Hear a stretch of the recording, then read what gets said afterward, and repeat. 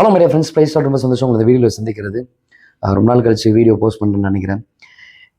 என்னுடைய ஃப்ரெண்டு ஒருத்தன் is not a believer, அவன் ஒரு விசுவாசி இல்லை. ஒரு கேள்வி கேட்டான், நீங்கள் பரிசுத்தத்தை குறித்து அவ்வளோ போதிக்கிறீங்க, இயேசு கிறிஸ்து தான் பரிசுத்தர் அப்படின்னு சொல்லி நீங்கள் சொல்கிறீங்க, ஆனால் உங்களோட பாஸ்டர்ஸ் நிறைய பேர் பாலியல் சம்பந்தப்பட்டதான பாவத்தில் மாட்டிகிட்டு இருக்கிறாங்களே, எவ்வளோ நியூஸ் வருது. பஞ்சாப்ல கூட ப்ராஃபட் பஜேந்தர் சிங்னு ஒருத்தர் இருக்கிறாரு, அவரும் இந்த மாதிரி ஏதோ ஒரு விஷயம் வந்து மாட்டிட்டு இருக்காரு. இப்போ ரீசெண்டாக ஜான் ஜபராஜ் கூட ஏதோ போஸ்கோல போயிட்டு வந்தாரு. இப்போ இன்னொருத்தர் வந்து இப்போ மாட்டிட்டு இருக்கிறாரு. இந்த மாதிரி நிறைய பாஸ்டர்ஸ் வந்து இப்படிலாம் பாவத்தில் வந்து இருக்கிறாங்க. ஆனால் பரிசுத்தர் பரிசுத்தர் அப்படிலாம் வந்து சொல்றீங்களே அப்படின்னு சொல்லி என்கிட்ட வந்து பேசினான். எனக்கு அந்த ஒரு விஷயம், மேபி உண்மையாய் ரட்சிக்கப்பட்டு ஆண்டவருக்காக ஊழியம் செய்கிறவர்கள் இப்படிப்பட்ட பாவத்திலிருந்து மேற்கொண்டு வருவாங்க. ஏன்னா பாலியல் சம்பந்தப்பட்டதான பாவம் அப்படின்னு சொல்லி நம்ம எடுத்துக்கும் போது விபச்சாரம், வேசித்தனம், காம விகாரம், இதெல்லாம் இமோஷன்ஸோட தொடர்புடைய ஒரு பாவங்கள். எல்லாமே வந்து இமோஷன்ஸ் இல்லாம எதுவும் பண்ண முடியாது. பட் இமோஷன்ஸை வந்து என்னன்னா ஒரு மனிதனுக்கு தேவையான ஒரு அடிப்படை. ஒரு வயது வந்த பிறகு பெண் பிள்ளைகள்லாம் வெளியே வந்து அனுப்ப மாட்டாங்க. அவ்வளோ சீக்கிரம் வந்து என்னன்னா யாரையும் பேச விட மாட்டாங்க. நிறைய ரெஸ்ட்ரிக்ஷன்ஸ் இருக்கும். அதே போல சில ஃபேமிலிஸ்ல வந்து குட் டச், பேட் டச் வந்து சொல்லி கொடுப்பாங்க. ஏன்னா இமோஷன்ஸ், அந்த உணர்ச்சிகள் அப்படின்னும் பொழுது ஒரு கடவுள் கொடுக்குற ஒரு கிஃப்ட், அது நேச்சர். அந்த கிஃப்டை எப்படி கையாளணும் அப்படின்ற ஒரு விஷயத்த வந்து நம்ம தெரிஞ்சுக்கணும். ஏன்னா நன்மை தீமை அறியத்தக்க கனி ஏதேன் தோட்டத்தில் இருந்தாலும் ஆண்டவர் ஆதாம் ஏவாளுக்கு அந்த நன்மை தீமை அறியத்தக்க கனியை சரியான விதத்தில் பயன்படுத்துவதற்கு கொடுத்துருக்கலாம். பட் அவர்களுடைய சுயாதீனத்தின் அடிப்படையில் அவர்கள் பாவத்தில் விழுந்து போனாங்க. ஒருத்தர் மாற்றி ஒருத்தர் வந்து பழிய போட்டாங்க. அதே போல இப்போ உள்ள காலகட்டத்தில், ஏன்னா லெஸ்பியன்ஸ், கே, டிரான்ஸ்ஜெண்டர், பைசெக்சுவல், இப்படி நிறைய காரியங்கள் Q++ நிறைய போயிட்டு இருக்குதுன்னு வச்சுக்கோங்களேன். இப்போ உள்ள காலகட்டத்தில் குட் டச், பேட் டச் சொல்லி கொடுத்தாலும் செக்ஷுவல் எஜுகேஷன் மஸ்ட். இது வந்து கரெக்டான விதத்தில் பெற்றோர்கள் தன்னோட பிள்ளைகளுக்கு வந்து சொல்லிக் கொடுக்கணும். ஏன்னா பெற்றோர்கள் நம்ம வந்து பார்க்கும் பொழுது அவங்க என்ன, பிள்ளை படிக்கணும், இது செய்யணும், அது செய்யணும், அப்படி பண்ணணும், டாக்டர் ஆகணும், இன்ஜினியர் ஆகணும், இந்த மாதிரி மென்டாலிட்டிலே வந்து அவங்க வந்து இருந்துட்டாங்களா. ஸோ அந்த பிள்ளைகளுக்கு அடிப்படையாக அவங்க என்னென்ன சவால்களை ஃபேஸ் பண்ணிட்டு இருக்கிறாங்க, என்ன பார்க்குறாங்க, என்ன செய்கிறாங்க, எதை பார்த்து எப்படிலாம் இமிட்டேட் பண்ணுறாங்க, அவங்களோட நண்பர்கள் யாரு, இது எல்லாமே ஒரு காலகட்டத்தில் பெற்றோர்கள் வந்து ஐடென்டிஃபை பண்ணி அவர்களுக்கு சரியான விதத்தில் டீச் பண்ண மறந்துடுறாங்க. இது ஸ்கூல்ஸ்லையும் பார்த்தீங்கன்னா பெரும்பாலும் யாருன்னா 1-2 டீச்சர்ஸ் வந்து என்னன்னா பேசுவாங்க, ஜோவியலாக பேசி பசங்களுடைய கஷ்டங்களை வந்து சரி செய்வாங்க. ஆனால் மெஜாரிட்டி டீச்சர்ஸ் வந்து நான் படிக்கணும் படிக்கணும் படிக்கணும், ஹோம்ஒர்க்கு, டெஸ்ட்டு, இதை செய் அது செய், அப்படி ஒரு ரொட்டீன் லைஃப்லேயே வந்து போயிட்டு இருக்கனால இந்த இமோஷன்ஸை எப்படி கையாளணும் அப்படின்னு சொல்லி தெரியல. ஏன்னா இப்போதைக்கு இந்த கரண்ட் ஜென்ரேஷன்ல எந்த சாமியாரை பார்த்தாலும் சரி, கிறிஸ்தவத்தில் மட்டும் இல்லை, இமாம்களை பார்த்தாலும் சாமியாரை பார்த்தாலும் இவர்கள் எல்லாருமே பாலியல் இச்சையில, பாலியல் தொடர்புல விழுந்து போய் தான் வந்து இருக்கிறாங்க. நிறைய நியூஸ்ல பார்த்துட்டு இருக்கோம். ஏன்னா ஏன் இயேசு கிறிஸ்துவ நான் பரிசுத்தர்னு சொல்றேன்னா, இயேசு கிறிஸ்து ஒருவர் மாத்திரம் தான் பாவ பழக்கத்திலிருந்து மீண்டு வருவதற்கு பலனை கொடுக்கிறார். பரிசுத்தமான வாழ்க்கையை வாழ்வதற்கு பரிசுத்த ஆவியை கொடுக்கிறார். இது வேற எந்த மார்க்கத்திலையும் வந்து கிடையாது. கிறிஸ்துவ மார்க்கம் மட்டும்தான் இதை போதிக்கிறது. மேபி லைஃப் அப்ளிகேஷன்ஸ் பேசலாம், இப்படி இருக்கணும் அப்படி இருக்கணும். ஆனால் ஒவ்வொருத்தருடைய தெய்வங்களுடைய ஹிஸ்டரியை நம்ம பார்க்கும் பொழுது அவர்களே வந்து நிறைய விஷயத்துல வந்து ஃபெயிலியராக வந்து இருக்கிறத பார்க்குறோம். ஏன்னா பைபிளில் இந்த சத்திய வார்த்தையில் இயேசு கிறிஸ்து பாவம் அறியாதவராய் இருந்தாருன்னு சொல்ல வந்து வாசிக்கிறோம். அப்ப அவரை விசுவாசிக்கிற எல்லாரும் பாவத்தை மேற்கொண்டவர்களாக தான் வந்து இருக்கணும். ஏன்னா எல்லா பாவத்திலும் சோதிக்கப்பட்டு ஒரு மனுஷனா இந்த உலகத்துல வாழ்ந்து எல்லா பாவத்தையும் மேற்கொண்டார். அவர் எப்படி இந்த உலகத்தை ஜெயித்தாரோ அதே போல கஷ்டங்கள், பாடுகள், உபத்திரவங்களை ஜெயம் கொண்டாலும் இப்படிப்பட்ட பாவத்திலையும் நம்ம மேற்கொள்வதற்கு ஆண்டவர் பலனை கொடுக்குறார். சரிப்பா, இதெல்லாம் இருக்கட்டும், நீ என்ன சொல்ல வர? சாத்தான் பரிசுத்தமான தெய்வத்தை நிராகரிக்க வைக்கிறது தான் அவனோட வேலை. இப்ப சாத்தானுடைய வேலை என்னன்னா, பரிசுத்தமான தெய்வத்தை தவறா போர்ட்ரே பண்ணணும், அதுதான் அவனோட வேலை. அதனாலதான் சாத்தான் என்ன பண்றான்னா, அழைப்பே இல்லாம அநேக ஊழியக்காரர்களை ஊழியத்துல வர வச்சு அவர்களை ஒரு பாவத்துல விழ வச்சு அதுக்கப்புறம் என்ன பண்ணுவான்னா பெருசா அந்த கிறிஸ்டியானிட்டியே வந்து என்னன்னா ஒரு மாதிரி பேசுற அளவுக்கு வந்து வச்சிருவான். இப்போ ரீசெண்டா ஒன்றும் இல்லை, ஜான் ஜபராஜ் அண்ணனுடைய இந்த இஷ்யூ ஒன்று போச்சு. நான் முன்னாடியே சொல்றேன், அது வந்து என்னன்னா ஜோடிக்கப்பட்ட வழக்கு. ஆனா அதை காட்டிலும் தவறான காரியங்கள் நிறைய வந்து இருக்குது. அது நம்மளுக்கு வந்து தேவை கிடையாது. அது கர்த்தர் வந்து பார்த்துக்கொள்வார். அந்த ஒரு இம்பாக்ட் ஒரு கிறிஸ்தவத்தையே ஒரு ஷேக் ஆகிற அளவுக்கு வந்து என்ன மாற்றப்பட்டுச்சு. பாஸ்டர்கள் அங்கங்கே வந்து பாவத்தில் விழும்போது அப்ப என்ன நினைப்பாங்க, கிறிஸ்தவத்துல இப்படிதான்ப்பா இருக்கிறாங்க, நான் ஏன் அந்த இயேசு கிறிஸ்துவ ஏத்துக்கணும் அப்படின்னு சொல்லி நிறைய பேர் பின்வாங்கி இயேசு கிறிஸ்துவ ஏற்றுக்கொள்ளாமல் இருப்பதற்கு இது ஒரு காரணமா வந்து இருக்குது. இரண்டாவது காரியம், கிறிஸ்தவர்களுக்கு ஒரு எச்சரிக்கை. ஏன்னா ஒரு பாஸ்டரா இருக்கணும்னா அதுல அநேக தகுதிகள் வந்து என்னன்னா பவுல் தீமோத்தேயுக்கு வந்து எழுதுறாரு. Timothy is a young pastor. டைட்டஸ்க்கும் வந்து எழுதுறாரு. சபைக்கான உபதேசங்கள் வந்து சொல்றாரு. இப்போ ஒருத்தன் மூப்பரா நீ நியமிக்கிற ஒரு போதகனாகவோ இல்லை ஒரு அழைப்புல வந்து தெரிந்து கொண்டு ஒருத்தர் செயல்படும் போது நீ நியமிக்கிற அப்படின்னா அவர்கள் இப்படிலாம் இந்த கேட்டகரிஸ்லாம் இருக்கணும். குற்றஞ்சாட்டப்படாதவனா இருக்கணும், மதுபான பிரியனா இருக்கக்கூடாது, இழிவான ஆதாயத்தை இச்சிக்க கூடாது, இப்படிலாம் சொல்லிட்டு குடும்பத்தை நடத்த தெரியவனா இருக்கணும், சண்டை போடாதவனா இருக்கணும், நிறைய கேட்டகரிஸை கொடுத்துட்டு இதுக்கப்புறம்லாம் நீ சோதிச்சு நீ என்ன பண்ணணும்னா அவன் தலை மேல கையை வைத்து அபிஷேகம் பண்ணி ஊழியத்துல செயல்படுத்து அப்படின்னு சொல்லி பவுல் தீமோத்தேயுக்கும் அட்வைஸ் கொடுக்குறாரு. இதை அநேக சபைகள் ஃபாலோ பண்றது இல்லை. ஒருத்தர் நல்லா ரசிக்கப்பட்டு வந்துட்டாங்க அப்படின்னா அவர்களை சோதித்தறியாமல் அநேக போதகர்கள் ஒரு வீக் பாஸ்டர், ஒரு வீக்கான விசுவாசி தான் உருவாகும். அப்படிதான் உருவாக்கி வச்சுட்டு இருக்கிறாங்க. அப்படிதான் அநேக காரியங்கள் நடந்துட்டு இருக்குது. இப்போ பாஸ்டர்ஸை பொறுத்த வரைக்கும் ஏன்பா விழுறாங்க எனக்கு ஒண்ணுமே புரியல. ஃபர்ஸ்ட் இந்த பாலியல் பாவத்தை வந்து என்னன்னா அது பாவம்னு சொல்லி கன்சிடர் பண்ணும். அநேக போதகர்கள் சொல்ற ஒரே ஒரு காரியம் என்ன தெரியுமா? இது இமோஷன், இது கர்த்தர் கொடுக்கிற நேச்சர். இது எங்க தொடங்குதுன்னா சுய இன்பத்துல தொடங்குது. சுய இன்பம் நம் பொழுது பெண்ணோட விபச்சாரம் செய்யறது மாத்திரம் இல்ல, அது தவறான விதத்துல பார்த்தாலே வந்து பாவம்னு சொல்லி இயேசு கிறிஸ்து சொல்றாரு. இப்ப என்னுடைய கண் எப்படி பரிசுத்தமா இருக்குதா அசுத்தமா இருக்குதான்னு சொல்லி எனக்கும் ஆண்டவருக்கு தான் தெரியும். அப்போ மனிதர்களாய் பிறந்த எல்லாருக்கும் இமோஷன்ஸ் இருக்குது. அந்த இமோஷன்ஸை கொடுத்த தேவனுக்கு நான் நன்றி சொல்றேன். ஆனா அந்த இமோஷன்ஸை சிறு பிராயம் முதல் கரெக்டான விஷயத்துல கையாளணும். இப்போ விழுந்து போன அநேக போதர்களுடைய வாழ்க்கையை பார்த்தீங்கன்னா அப்பா குடிக்கிறவரா இருப்பாரு, அம்மா வந்து சரியில்லாதவங்களா இருப்பாங்க, வீட்டுல ப்ராப்ளம்ஸ் இருக்கும். ஸோ அந்த பேரன்ஷியல் ஒரு கைடன்ஸ் இருக்காது.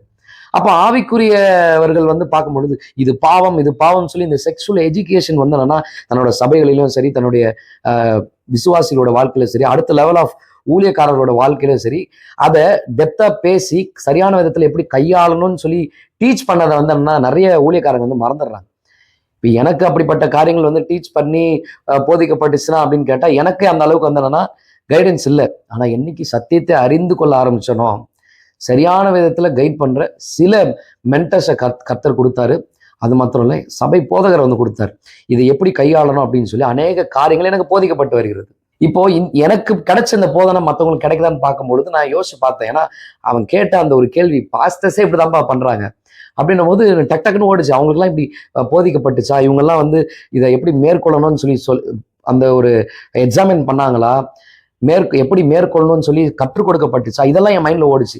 அதனாலதான் இந்த வீடியோ நான் வந்து போஸ்ட் பண்றேன். இதை ஏதோ தம்ப்நெயில் பார்த்துட்டு நம்ம வந்து தப்பா வந்து நினைச்சு கூடாது. ஏன்னா இப்போ அதிகமா பரவி வர ஒரு போதனை என்னன்னா நீ பாவம் செஞ்சாலும் ஆண்டவர் உன்னை நேசிக்கிறாரு. ஓகே, ஆண்டவர் நேசிக்கிறாரு தான்.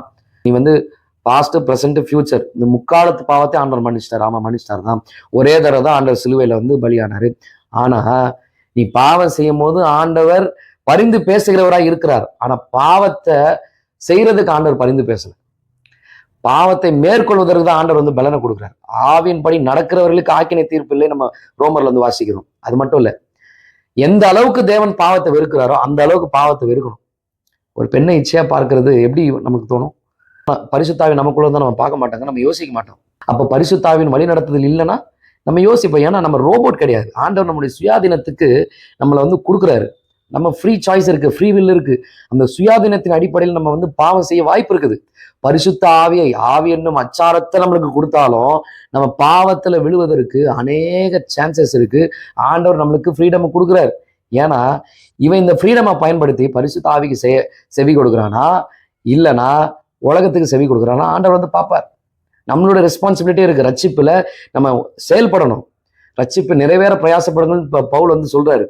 அப்போ ரட்சிப்பு நிறைவேற பிரயாசப்படணும்னா நம்ம வந்து என்னன்னா சுயாதீனத்துல நம்ம கர்த்தருக்கேற்ற ஒரு போதனைகளை கர்த்தருக்கேற்ற வழியில நம்ம நடந்துதான் ஆகணும். நம்ம முயற்சி செய்துதான் ஆகணும்.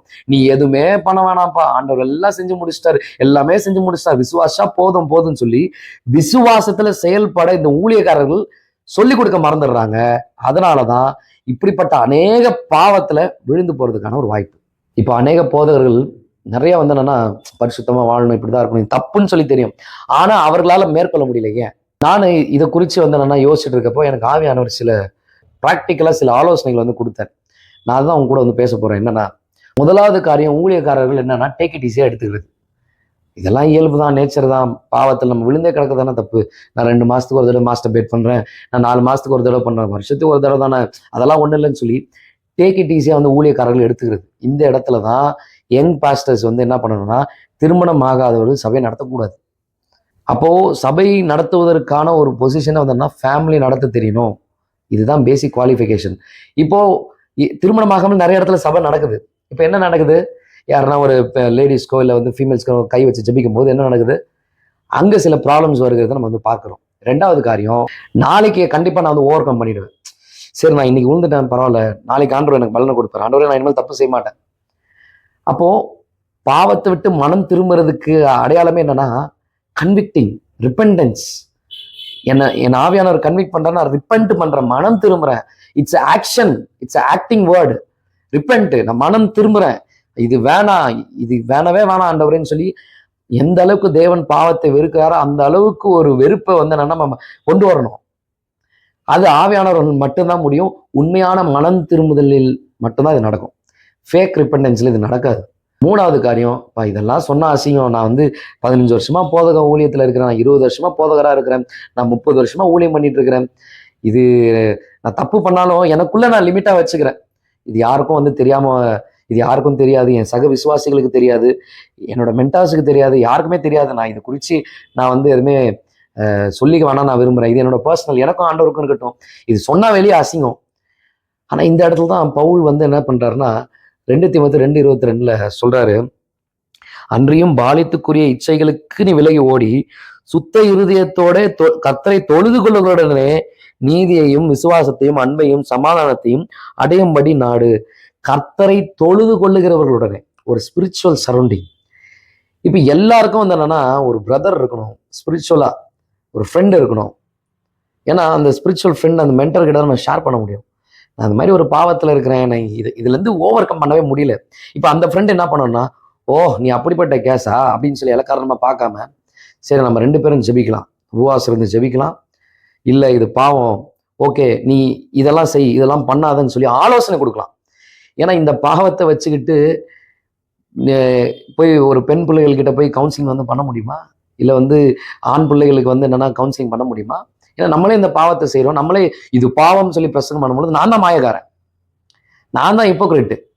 அப்போ ஒரு ஸ்பிரிச்சுவல் சரௌண்டிங்ல இருக்கிற ஒரு நண்பரோ ஒரு மென்டரோ இல்லை ஆவிக்குரிய தகப்பனோ போயிட்டு இந்த மாதிரி சொல்லும் பொழுது அவங்க சில ரிஸ்ட்ரிக்ஷன்ஸ், சில பவுண்டரி சொல்லுவாங்க. சரி அப்பனா நீ இதை ஓவர் கம் பண்ணு, உனக்கு ஆண்டவர் லீடிங் கொடுக்குற வரைக்கும் இந்த ஊழியத்தெல்லாம் செய்யாத, இதை மட்டும் நீ பண்ணு, இதை மட்டும் பாருன்னு சொல்லி ஒரு ஸ்பிரிச்சுவலா ஒரு ஊழியத்துல ஒரு பவுண்டரிஸ் செட் பண்ணி வந்து கொடுப்பாங்க. 4வது காரியம் இந்த ஃபோன் தான். பாத்ரூம்க்கு எடுத்துட்டு போனாலும் ஃபோனு, இல்லை கிச்சனுக்கு போனாலும் ஃபோனு, படுக்கும்போது ஃபோனு, தலைக்கு மாட்டில் ஃபோனு, பாத்ரூமுக்கு போனாலும் ஃபோனு. ஃபோன் இல்லாமல் யாருமே இருக்கிறது இல்லை.